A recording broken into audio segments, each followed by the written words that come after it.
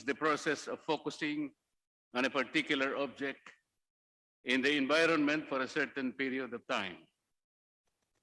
It allows us to skip other details that we do not want and concentrate on those that excite us. In life, we selectively focus on things that matter for a time, letting off those that should be shelved for the time being. Mr. Speaker, whatever happened to the findings in the 228-page 2013 audit report of the Commission on Audit submitted to Congress in the same year? The 10.1 billion peso unliquidated cash advances were reported and widely circulated by several newspapers in November 2014. The said Coa audit report disclosed that 5 top executives of the Aquino administration failed to liquidate their cash advances, namely former Secretary Mar Rojas of the DILG, 1.1 billion pesos.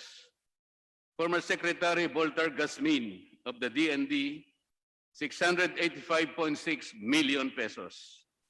Former Secretary Laila de Lima of the DOJ, 617.4 million pesos.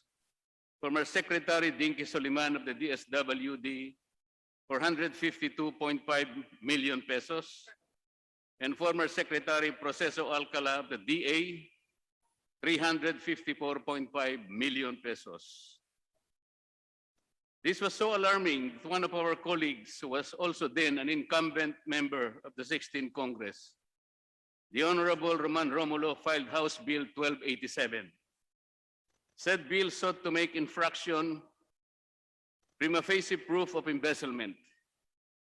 In the said news report, Congressman Romulo was even quoted to have said, and I quote, "Under the revised penal code, if a public officer had been advanced cash and failed to account for the money, it is presumed that the money had been pocketed and put to personal use. The legal presumption is as clear as day." The proposed bill further advocated that the failure to settle the cash advance will be sufficient evidence that the receiving party pocketed the money, which could be the basis for the Ombudsman to initiate a criminal action for malversation of public funds. There was also a finding in 2013 COA Annual Audit Report, Mr. Speaker, that the PhilHealth Board, which then included now Senator Risa Ontiveros, granted 1.76 billion peso illegal bonuses to the officers and employees of said agency, despite the issuance of previous notices of disallowance and despite COA's repeated decisions sustaining those actions. The COA also affirmed that the board resolution granting said bonuses were not submitted to the Office of the President through the DBM for approval, as required under Section 6 of Presidential Decree number 1597. In 2014, I recall that based on the 2014 COA Annual Audit Report, COA revealed that the media,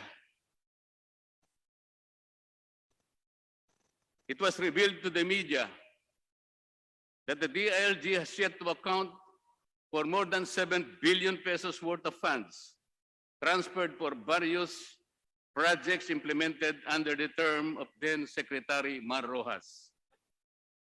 Also, we need to find out what happened to the initial findings of COA that 625 million funds were released to senior citizens with double entries. It was also mentioned in the 2013 or 2015 COA audit report that another cash advance related to APEC meeting amounting to 1 billion pesos remain unliquidated to this day by the DILG. And so, what happened to these findings in 2013, 2014, and 2015, Mr. Speaker? Why were these anomalies not subjected to Senate investigations and teleserye? And why did not the mainstream media relentlessly report this, like what they do so flamboyantly today? And why this selective attention, if not selective memory? The answer is very obvious, Madam Speaker. The COA findings I mentioned earlier were still far away from the next election at the time they were reported for the people to notice.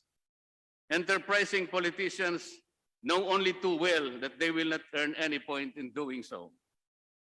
Unlike today, Madam Speaker, the elections are but 7 days or 7 months away, and the prospective candidates find no better time to politicize them. Make louder noise about them, and be heard. Unfortunately, Madam Speaker, we're still in the middle of the pandemic, where a well-coordinated, cohesive, and a collective will, with the full support of a united citizenry, is the only chance for us to survive and defeat these national scourge with the grace of God. Kaya lang po, Madam Speaker, may mga kandidato pa rin po na walang pinipiling panahon, may panalo lang ang kanilang sarili. Bigyan po natin ito ng isang akmang paghahalimbawa. Nasa kasagsagan at kasalukuyang nasusunog ang malaking bahagi ng isang komunidad. Kasabay ng sunog ay ang balita na overpriced pala ang pagkakabili ng mga truck na pamatay sunog. Ipinatawag ni Candidate A ang pinuno ng mga bumbero upang ituloy ang investigasyon, kumalat man ang apoy at matupok ang maraming mga kabahayan. Bakit po?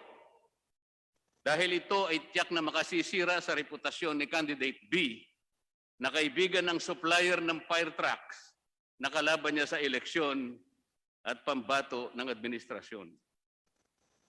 The 2020 Annual Audit Report is the case in point.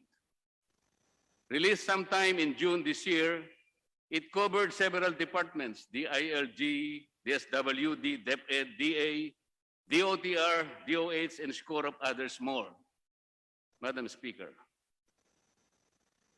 But why was the media blitz focused only on the DOH?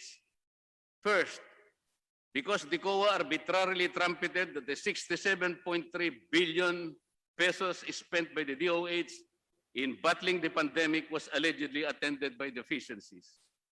Secondly, because the DOH is in the eye of the storm, being the principal agency that leads the battle against the pandemic in several fronts. The staggering amount alone alarmed the people, but the sweeping COA conclusions like the problem exposed DOH's inability to safeguard, manage, and utilize health funds and resources economically and effectively, or the conclusion that the failure to spend its budget deprived the poor citizens of basic health services and could have saved many lives. These conclusions, Madam Speaker, scandalized the entire nation. It was too late in the day when COA explained that there was no money lost to corruption because it came after the damage had been done. Before DOH could even present the status report within the time frame allotted by COA itself, nawarak na ito. And the political wannabes hastily seized the opportunity to join the election bandwagon to grandstand and to look so righteous. There must be governing principles to make COA a tenable instrument of public administration and governance. In its own website, COA maintains that it is constitutionally mandated to ensure accountability for public resources, promote transparency, and help improve government operations in partnership with stakeholders for the benefit of the Filipino people. But how can COA fulfill this mandate when all it does is to present annual audits of agencies by year-end or after the completion of given projects and programs? And these annual reports have become too boring and commonplace because of COA's traditional post-audit system that will perhaps stay for 1,000 years more unless our state auditors wake up and learn to innovate. It is generally held, Madam Speaker, that the government is too big to fail, precisely because it is not its nature to go broke. As either the role of a guardian or a spender, government is reposed a duty inherently complicated under the present circumstances, the pandemic. It is easily caught in a fiscal panic, essentially because of the rigid fiscal environment of limited resources that are beyond more and more challenged by a problem of supply chain beyond our control. The politicizing of COA reports betrayed the principles of the so-called politics administration dichotomy. At the proper time, Madam Speaker, COA may have to revisit its rules, procedures, methodologies, and even techniques in the conduct of its constitutional duty. It might even have to change its intellectual handle on how it does public management in the face of a pandemic that brought about unprecedented consequences. It is only unfortunate that while we generally lay credence to the audits on one hand, it seems that COA has easily lent itself to pointing finger on the other hand. The next question will be, who will audit the state auditors to prevent this politics administration dichotomy from being compromised or even violated? The government response to the pandemic has preoccupied its entire machinery. The interagency task force was created with no less than the president on top of the situation with calibrated legislative support. But the task becomes so complicated, overwhelming, and onerous when the laws and regulations are so precise that they deny bureaucracies enough latitude in carrying out the law, according to an expert in public policy. COA's findings can be used to strengthen internal controls and operational efficiency and good governance, but it must innovate in order to prevent, not only to report, irregular, extravagant, and unconscionable expenditures.